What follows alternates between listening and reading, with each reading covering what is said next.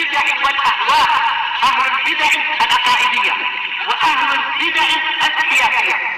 نقول بيننا وبينكم السلف، بيننا وبينكم الكتب، كما فيقول البدع بيننا وبينكم. Bismillahirrahmanirrahim.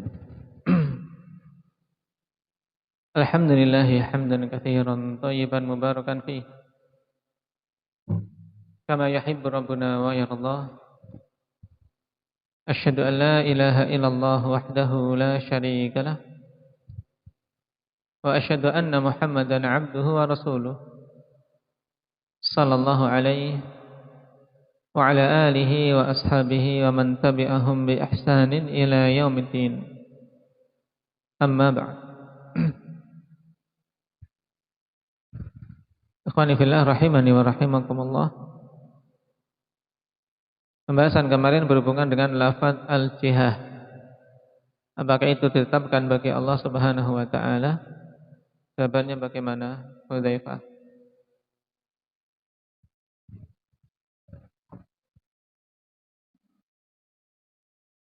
Jadi kita tanyakan apa yang dimaksud dengan jihah.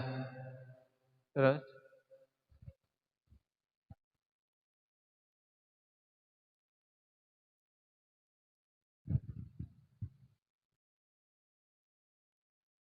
nah, kalau yang dimaksud adalah jihah yang wujudi, yang itu padanya makhluk, maka kita tidak menetapkannya.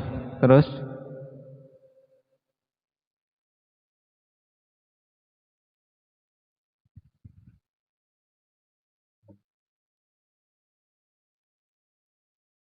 kalau yang dimaksud dengan jihah itu adalah jihah adami, maka kita menetapkan.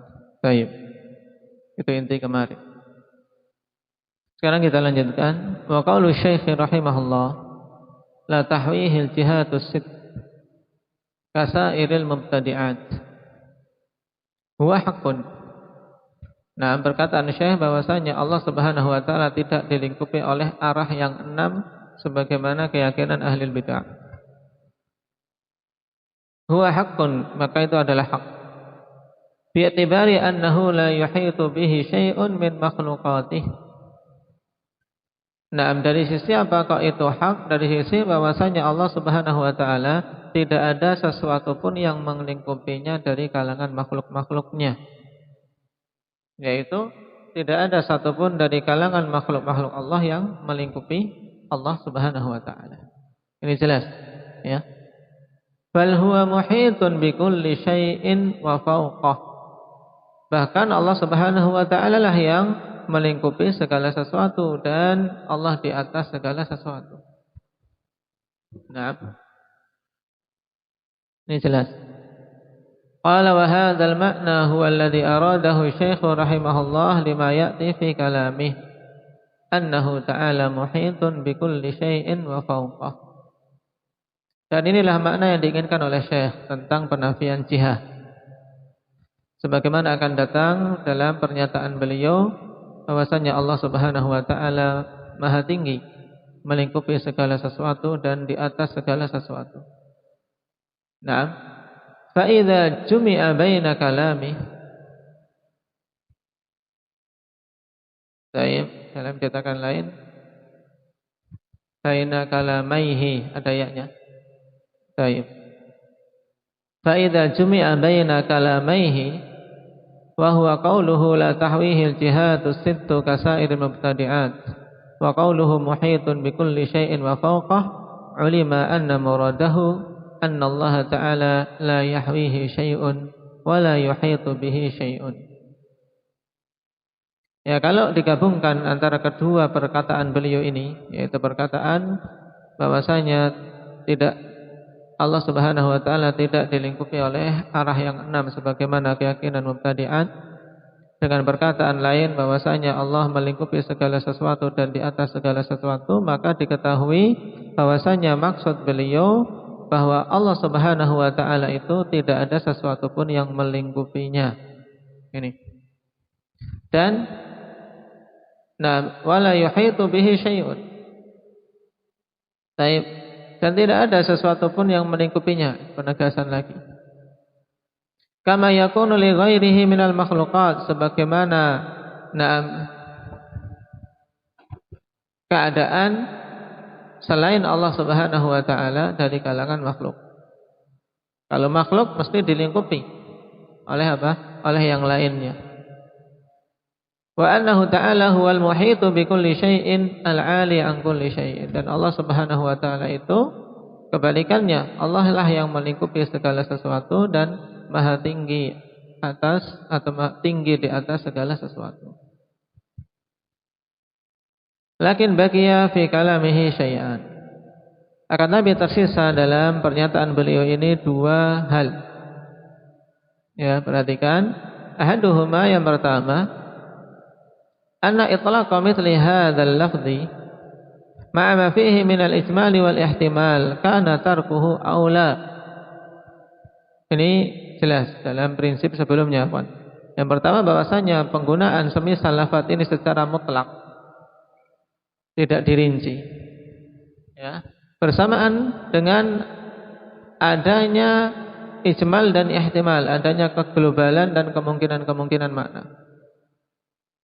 Maka sebenarnya meninggalkan penggunaan lafaz tersebut itu lebih utama. Ya. Wa illa tusallitu alaihi. Nah, jika tidak ditinggalkan maka tusallitu alaihi, yaitu berusaha untuk menerangkan maksud secara lebih detail. Ini tusallit alaihi.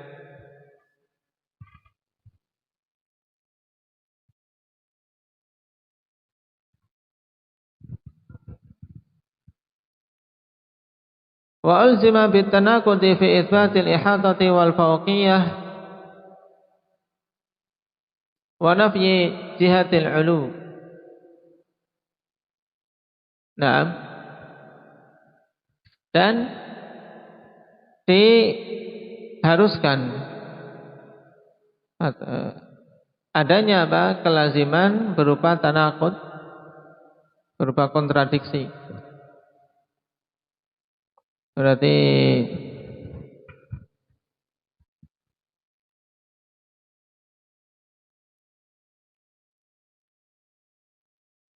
tusallita maknanya yang diinginkan bukan tadi. Saya ulangi. Naam. Anna itlaqa mithli hadzal lafzi ma'a ma fihi min al-ismal wal ihtimal kana tarkuhu aula. Ini jelas, ya kan? Penggunaan lafaz ini sebenarnya lebih bagus untuk apa? Lebih bagus untuk apa, Pak Muhammad? Ditinggalkan, tidak digunakan secara mutlak karena ada ijmal dan ihtimal. Wa illa, jika tidak, maka apa? Tusallita, tempat kalian tusallat atau tusallit? Hah? Pakai sad.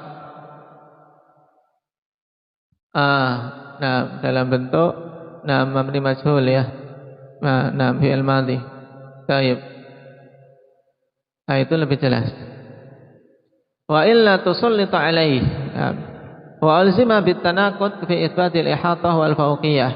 Nah, jika tidak meninggalkan itu, akhwan, maka dia akan apa? Dia akan terkalahkan. Nah, dia akan kalah dalam pernyataannya. Tidak kuat pernyataan itu. Kenapa? Karena tadi menggunakan lafaz yang memiliki kemungkinan banyak. Dan dia akan akan diilzam, yaitu ditetapkan baginya keharusan adanya kontradiksi dalam penetapan ihatah dan fauqiyah, dalam penetapan bahwasanya Allah melingkupi segala sesuatu dan di atas segala sesuatu. Demikian pula wa nafyi jihatil ulu, dan penafian arah ulu, yaitu penafian ketinggian bagi Allah. Ini jelas. Karena kalau terlanjur menggunakan nafyul jihad bisid, penafian jihad, ya tadi, berarti ya sudah tidak boleh menetapkan arah atas, paham? Jadinya kontradiksi. Katanya menafikan arah, tapi kok kalian menetapkan fauqiyah bagi Allah, menetapkan sifat ulu bagi Allah. Kenapa? Karena terlanjur menggunakan secara mutlak. Paham? Ini maksud Ibnu Abil Iz. Paham sampai sini, Rifki? Naam. Wa in ujiba anhu bima taqaddam min annahu innama nafa an yahwiyahu syai'un min makhluqatihi fal i'tisamu bil alfadhi syar'iyyati aula. Nah, dan jika dijawab atas ilzam tersebut, dengan keterangan yang telah lewat bahwasanya hanyalah yang dinafikan itu maksudnya yaitu bahwasanya tidak ada sesuatu pun dari kalangan makhluk yang melingkupi Allah. Maka walaupun demikian tetap berpegang teguh dengan lafaz-lafaz syar'i itu lebih utama. Ya, paham? Jadi kalau memang harus menggunakan lafaz itu ya dirinci maknanya. Ini tanbih yang pertama. Walaupun tentunya kita tahu makna arah yang diinginkan oleh Imam At-Tahawi rahimahullah.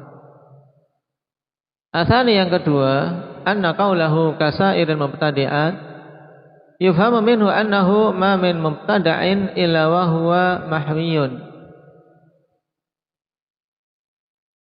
Wa fi hadha nadhar fa innahu in arada annahu mahwiyun bi amrin wujudiyyin fa mamnu'un fa innal alam laisa fi alamin akhar wa illa lazimat tasalsul.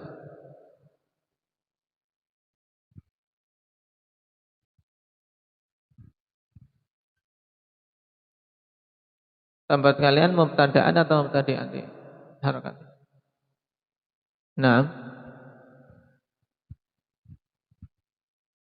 Berarti ya kawan yang diinginkan dengan kasairil mubtada'at, perhatikan.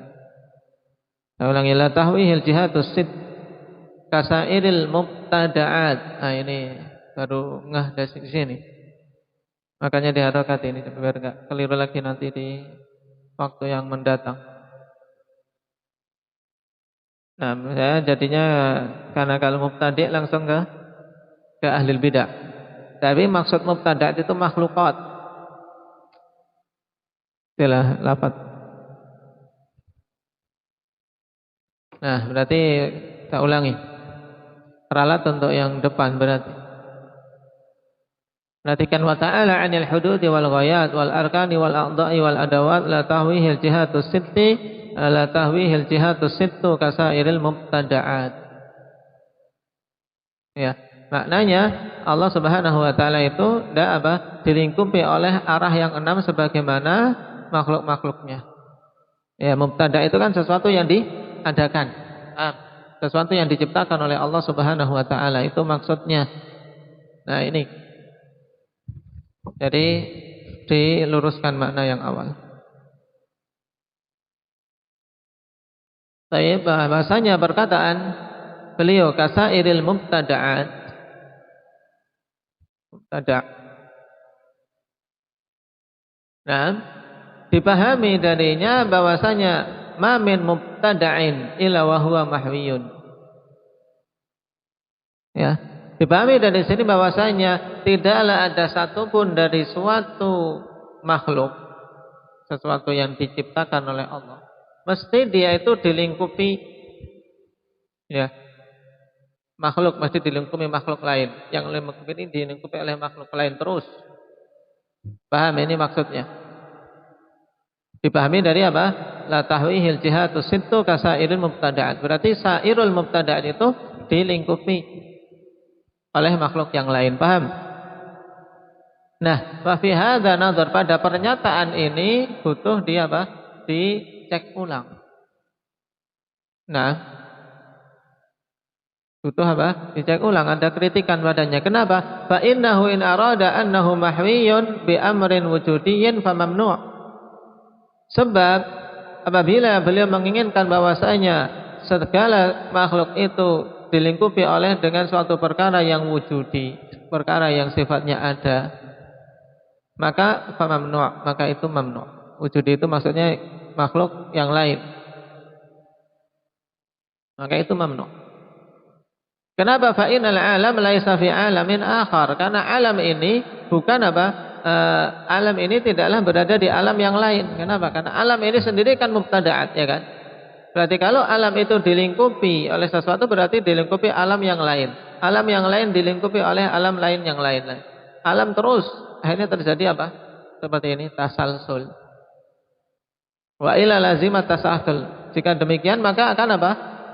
Maka akan terjadi tasalsul, berantainya pemahaman tadi. Segala sesuatu mesti dilingkupi. Berarti yang melingkupi ini juga dilingkupi. Terus nggak ada habisnya. Nah, inilah yang disebut dengan tasalsulul mu'atsirin. Nah, tasalsulul mu'atsirin. Seperti misalnya kalau segala sesuatu mesti ada yang menciptakan.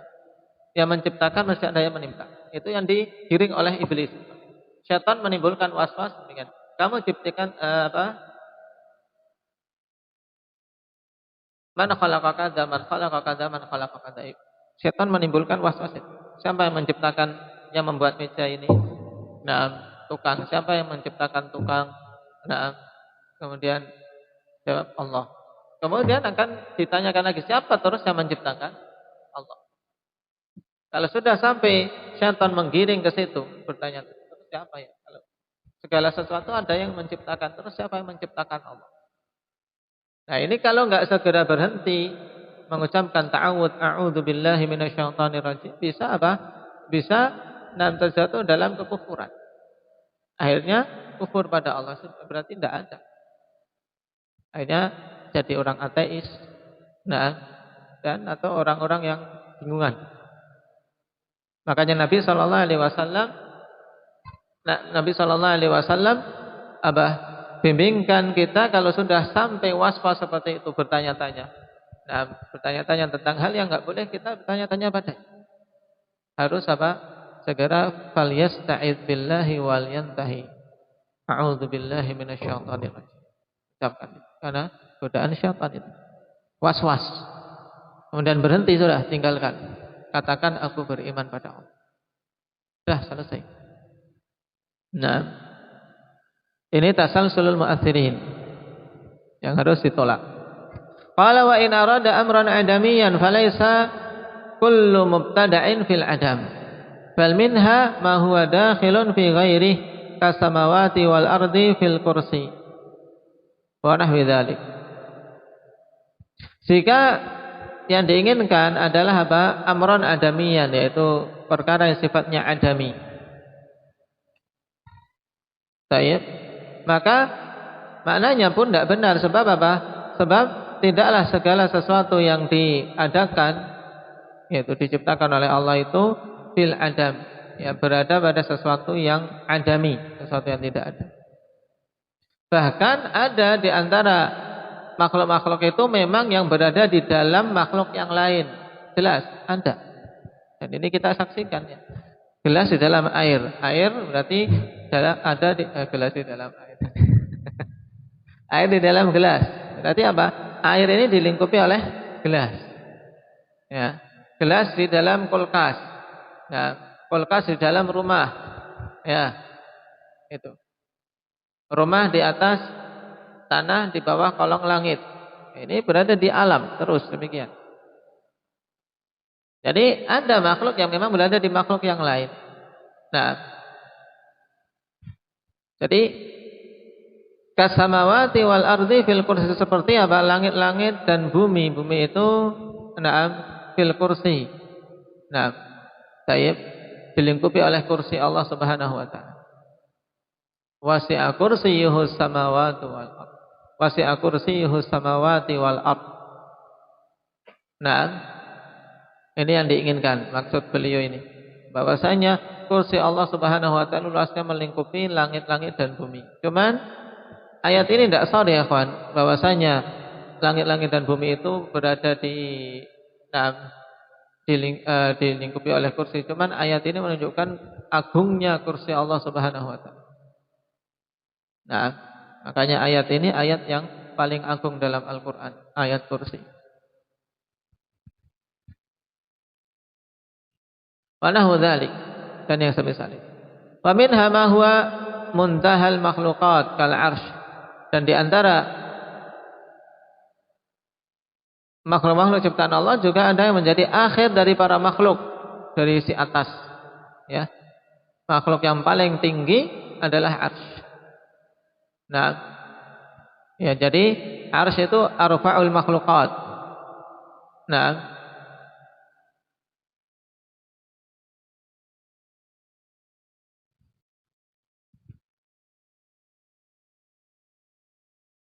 fasathul alam laisa fi ghairihi minal makhluqat. Qad'an litasalsul kama taqaddam. Sehingga ikhwan, sathul alam, atap dari alam ini.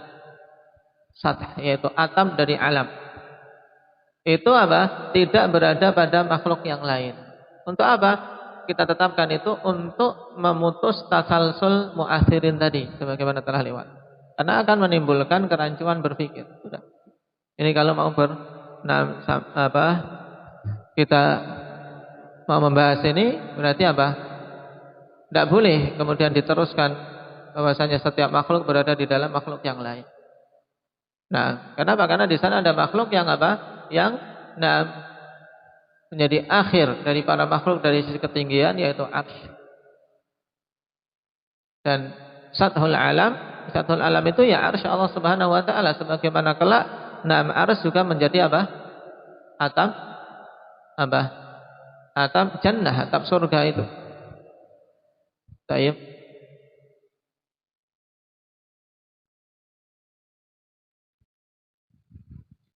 Qala wa yumkinu an yujaba an hadzal iskal bi anna sa'ira bi ma'na al-baqiyah la bi ma'na al-jami'. Hadza aslu ma'naha. Nah, dan mungkin untuk dijawab iskal ini bahwasanya kata sa'ir yang diinginkan oleh Syekh itu maknanya baqiyah, yang lainnya, yang tersisa, bukan keseluruhan.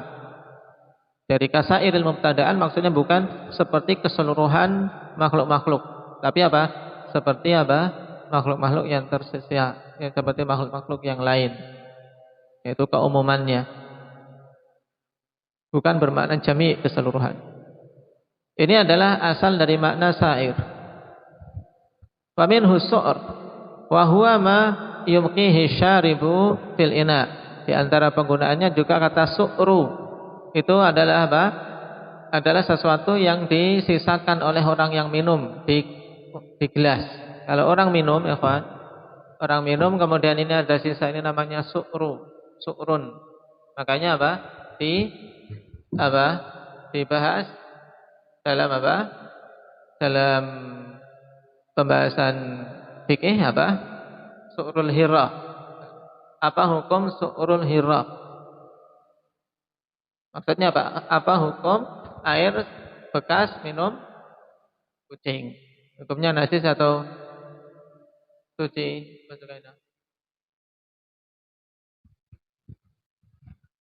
Enak diminum? Hah? Baik. Asalnya suci selama apa di mulut kucing itu tidak jelas terlihat apa, misalnya apa, ada najis berupa bangkai atau yang lain. Nah,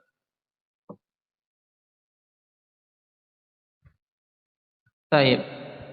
Fayakunu muraduhu ghalibal makhluqat. Ya, sehingga maksud dari Imam Tahawi adalah mayoritas makhlukat, bukan keseluruhan. La jami'uha, bukan keseluruhan.